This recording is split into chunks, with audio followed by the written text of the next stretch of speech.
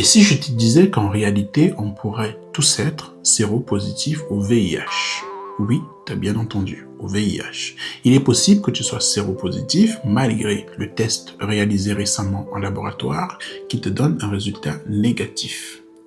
Avant de flipper, avant de me traiter de scientifique en carton, de complotiste, de platiste et de tout ce qui se termine en iste, je te prie de bien vouloir m'écouter jusqu'au bout. Le VIH, on sait à peu près tous ce que c'est, même si les jeunes de la dernière génération sont de moins en moins informés, au point de ne même plus savoir comment ça se transmet. Une grosse méconnaissance persiste sur cette infection, et dans Un jour, une maladie, un traitement, je vous propose de faire une série de vidéos courtes, et aujourd'hui, je vous propose de commencer par le dépistage. Il existe deux types de méthodes de dépistage. Nous avons des dépistages à faire chez soi à l'aide des TROD, pour test rapide d'orientation diagnostique. Les résultats sont disponibles entre 15 et 30 minutes. Ou alors, vous pouvez vous rendre au sein d'un laboratoire qui réalise des analyses avec des équipements beaucoup plus précis, tels que les ELISA, Western Blot ou encore des PCR. Peu importe la méthode utilisée, le dépistage du VIH, c'est un test indirect, c'est-à-dire qu'on ne recherche pas le virus lui-même, mais on recherche ses empreintes, ses débris, ses antigènes, ses protéines, tout ce que vous voulez. Pourquoi? Parce que le virus a la particularité, une fois en contact avec notre organisme, de se dissimuler dans la masse, de passer sous les radars. Malgré tout, il laisse quand même derrière lui des empreintes. Et ces empreintes vont déclencher dans la production des anticorps spécifiques vers ces débris-là, et c'est ces anticorps que les tests recherchent. Commençons par les TROD. Test rapide d'orientation diagnostique. Comme le nom l'indique, c'est un test pour orienter le diagnostic vers un résultat définitif. En aucun cas, vous ne devez prendre le résultat comme étant définitif. Donc, si vous faites un test chez vous et qu'il est négatif ou positif, et si vous lisez bien la notice, c'est écrit que c'est une probabilité. On ne peut pas vous le confirmer avec ce test-là. Malgré tout, il reste fiable et précis s'il respecte les conditions suivantes. Si vous utilisez un TROD, c'est bien parce que vous avez pris un risque. Alors, il y a une règle d'or à respecter. Entre le moment où vous avez pris le risque et le moment où vous décidez de faire le test, il doit s'écouler un délai d'2 mois, 3 mois. 3 mois, c'est le temps pour l'organisme de former les anticorps que nous avons vus un peu plus tôt. Sans ces anticorps, votre test va sortir automatiquement négatif. Cela ne veut absolument pas dire que vous êtes séronégatif. Ça veut tout simplement dire que vous êtes infecté, mais l'organisme n'a pas le temps de produire ces anticorps. Ensuite, respectez le mode d'emploi. Si c'est un test salivaire, alors utilisez votre salive. Si c'est un test sanguin, alors utilisez votre sang. Ne faites pas comme bon vous semble. Si à la place du TROD, vous décidez de vous rendre dans un laboratoire d'analyse pour réaliser votre dépistage, alors 2 tests sont réalisés.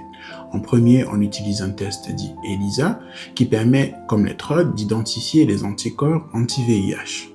Certains tests ELISA ont la particularité, les tests de 4e génération ont la particularité de détecter un antigène spécifique du VIH qui est l'antigène P24.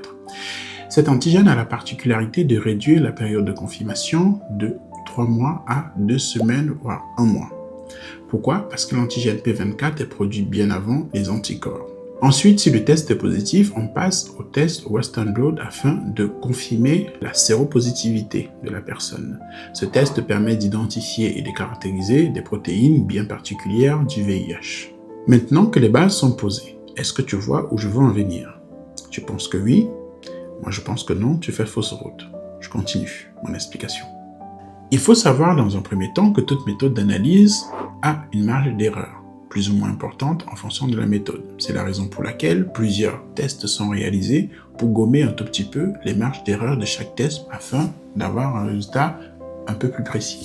La seconde chose, c'est que chaque méthode d'analyse a ce qu'on appelle des limites de détection et des limites de quantification. Et même les méthodes dites plus précises, telles que les ELISA ou Western Blot, ont aussi des limites de quantification et de détection. C'est-à-dire qu'en dessous de ces limites de quantification et de détection, le test donnera un résultat négatif. Ce que je viens de dire sur la limite de détection, de quantification, de marge d'erreur doit être encadré par un maintien du statut qualifié de l'équipement d'analyse, c'est-à-dire qu'on doit s'assurer régulièrement que les instruments de mesure qui permettent de donner un résultat donnent le bon résultat et de manière précise. Maintenant, si pour X raison, un laboratoire qui par souci d'économie, parce que le maintien de ce statut qualifié coûte de l'argent, parce que tu fais venir des personnes externes qui demandent énormément d'argent à la journée pour te le faire, Si ce laboratoire décide de faire des économies, de faire l'impasse sur ce maintien de statut qualifié, alors les résultats que ce laboratoire va te rendre, peu importe VIH ou pas, sont pas fiables. Ça, c'est d'autant plus vrai dans les pays où la réglementation n'est absolument pas respectée et où il n'y a pas de contrôle.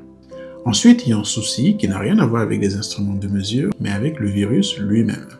Ce qu'il faut savoir, c'est que le VIH, il en existe deux types, de type 1 et de type 2. Le type 1 est responsable de l'épidémie mondiale, c'est le plus répandu. Le type 2 est localisé à certaines régions du monde, même si on peut les retrouver un peu de partout. Attention, dans ces deux grands types, il existe des sous-types. Maintenant, si vous réalisez un test qui ne prend pas en compte tous les types de VIH qui existent, alors ce test ne vaut pas grand-chose parce que vous pouvez être déclaré séronégatif pour du VIH de type 1, mais séropositif pour le VIH de type 2 et inversement. Pour finir, qui peut me confirmer avec certitude qu'il est séronégatif, même s'il a réalisé son test de dépistage ce jour même? Personne.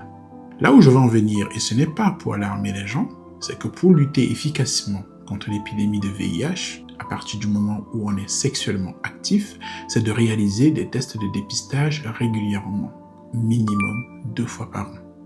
Et ce n'est que comme ça qu'on peut confirmer sa séropositivité ou sa séronégativité dans le temps. Si vous avez des questions sur ce que je viens de dire, je vous attends dans l'espace commentaire.